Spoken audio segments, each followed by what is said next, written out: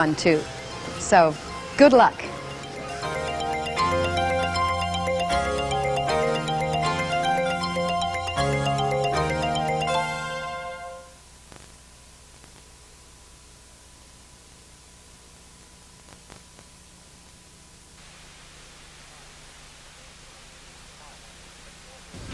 Hi, at Toys R Us, we're trying hard to make shopping pleasant and enjoyable.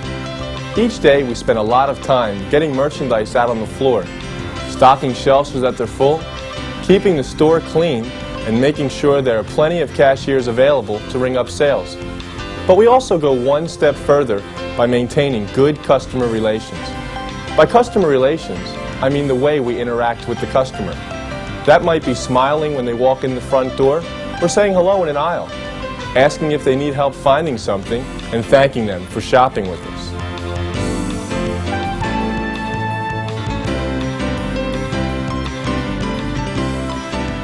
Promoting good customer relations is critical because although we're the biggest and the best, we're not the only store that sells toys. Today a customer has choices where to shop, and we want customers everywhere to choose Toys R Us. Did you ever think of what it's like to be a customer in our stores? Imagine the first time you walk through the door. To this customer, the store might be a maze of merchandise that blends together. She might feel lost in our aisles and overwhelmed at our size. She might know exactly what she's looking for, but have no idea where it's located. Or maybe she knows a name, but has no idea of what kind of toy it is. This customer needs our help, and we're counting on you to give it. Think of it this way. When a customer needs assistance, it's not an interruption to your job. It's just one more part of your responsibilities. We've developed a quick 4-step process you can follow that will help you do it efficiently. The key word to remember is TACT. T-A-C-T. Each letter of this word represents a step you can take to help our customers. The first letter in TACT, T, stands for Try to Help the Customer. Let's watch an example as an employee demonstrates good customer relations using this first simple step.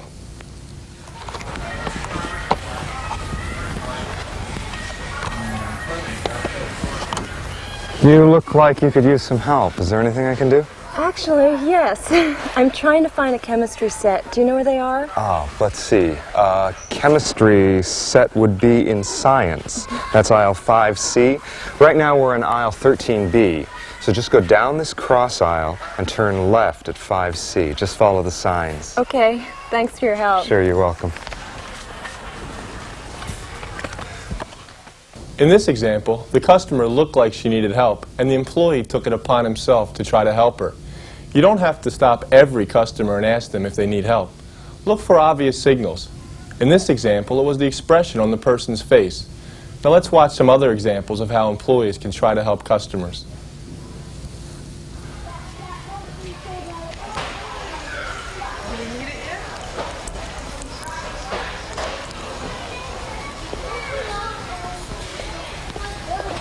Excuse me, I want to buy this, but I'm a bit confused. I see it pictured on the poster here, but I don't know where it is. Can you help me? Sure. We keep this item in our storeroom because it's difficult to display out here. When you've decided which one you'd like to buy, you just take one of these tickets and you bring it to the register, and that's where you can pay for it. And then the cashier will tell you where you can go to pick it up. All right. Thank you. Sure. Goodbye.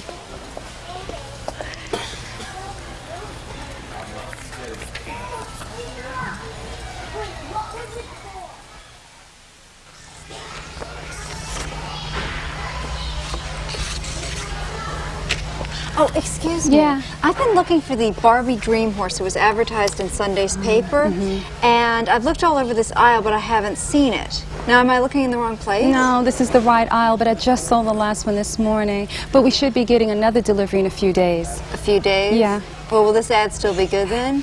You see, I've looked all over, and this is the lowest price I've seen. I don't want to pay any more for it. Yeah, there's no need to worry. That's our everyday low price, which means everything in this ad will always be sold for that price.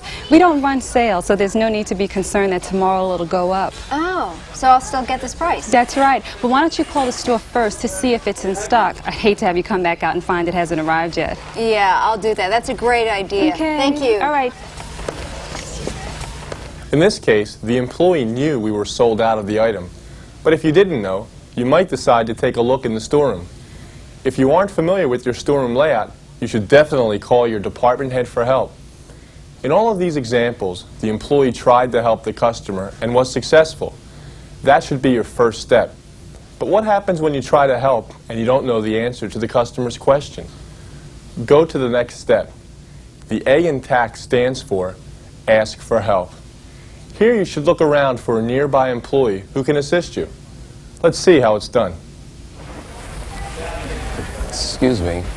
I'd like to know if you could help me with something.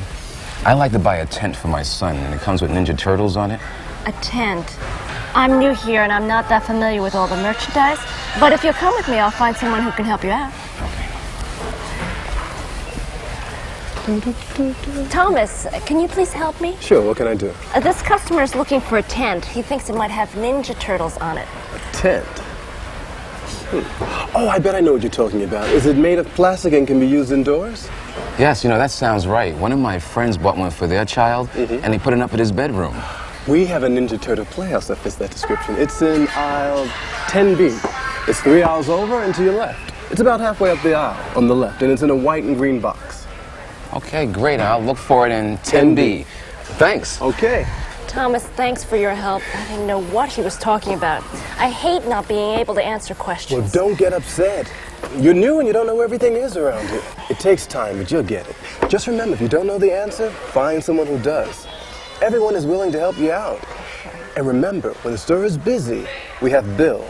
He's Jeffrey's helper. See, there's Bill now. Okay, thanks again. Take care.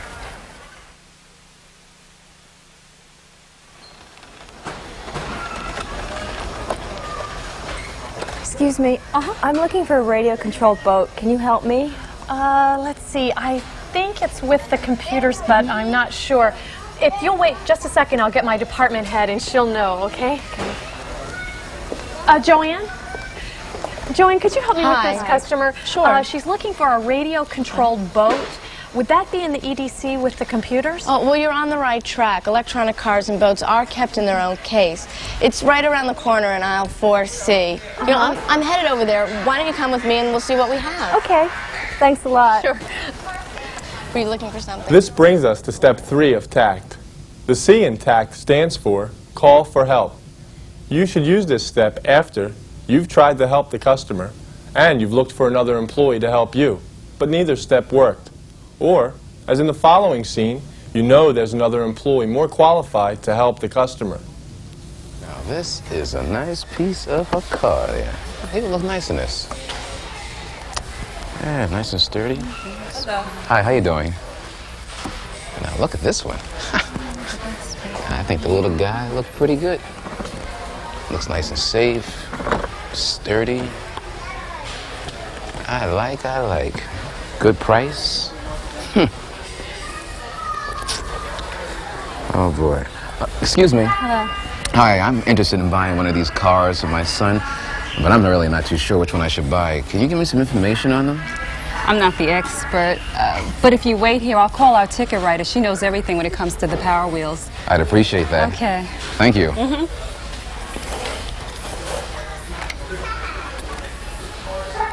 Mary, please come to the ticket desk. Mary, to the ticket desk for customer assistance. Just wish I could have helped you more. I mean, I work in the other aisle, so that's where I know everything about.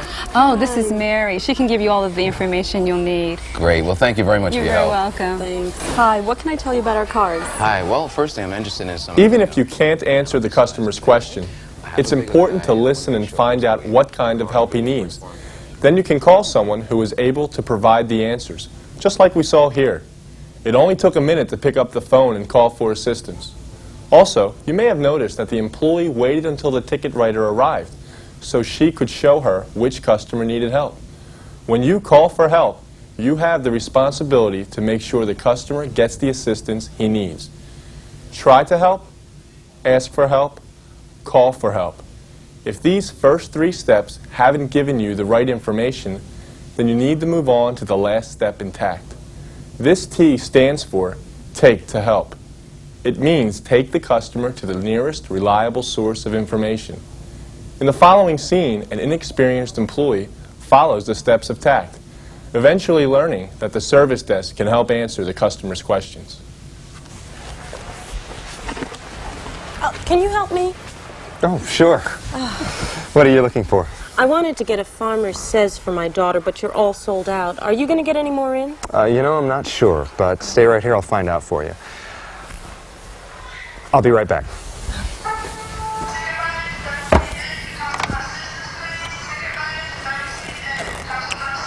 John, please pick up channel 6 for a customer question. John, channel 6. Hi. I spoke to my department head, and he said the people at our service desk would probably be able to help you. Why don't you follow me, and I'll take you there. All right. There are a number of things we can do to find out information about the availability of a product for customers. And if we can't satisfy them right away, the service desk employee may decide to issue a goof slip. That way, we'll have the customer's name and number so we can call them when the item comes in. Let's look at another example of Take to Help. Oh, excuse me. I can't seem to find a price on this. Can you tell me how much it is? Sure. Let's see.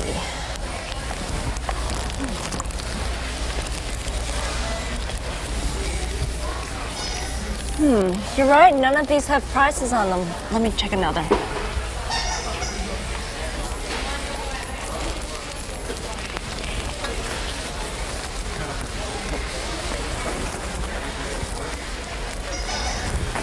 None of these have labels on them. If you'll come with me, I can scan this and see what the price is. Okay, great. Thanks. In this example, the employee skipped a couple of steps because it was clear that the most effective way to help the customer was to take her to the nearest scanner to get the correct price. There's another important step here that needs to be addressed. The merchandise that wasn't priced can't be left that way. Anytime you encounter this situation, you must tell a department head or manager so the problem can be fixed. Our last example of Take to Help is one where it's actually best not to help the customer. For example, when the customer is clearly angry about something, but that doesn't mean ignore them. Go directly to step 4 of our process and take the customer to help.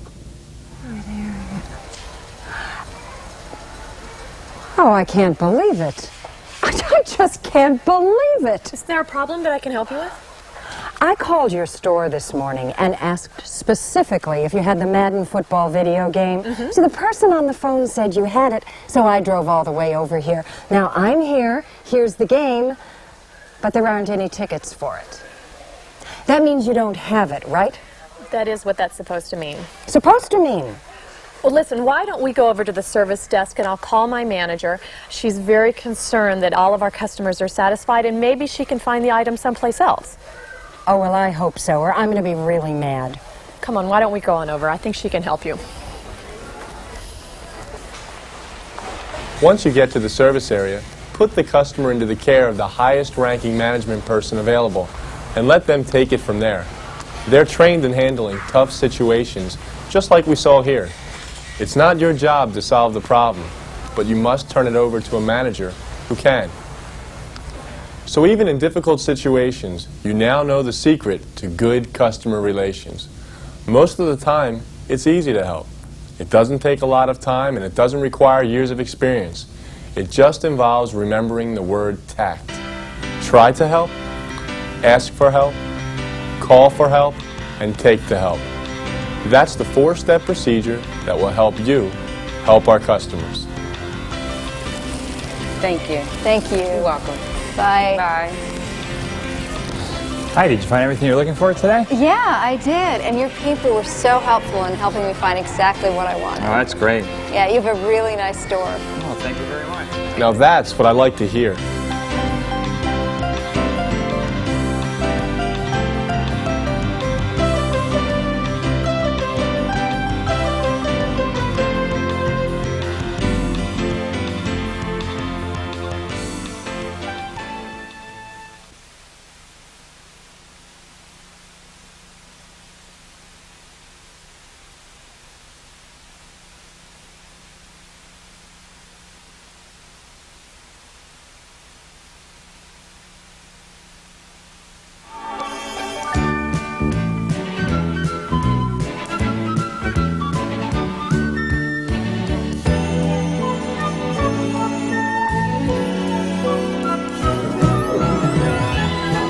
help you.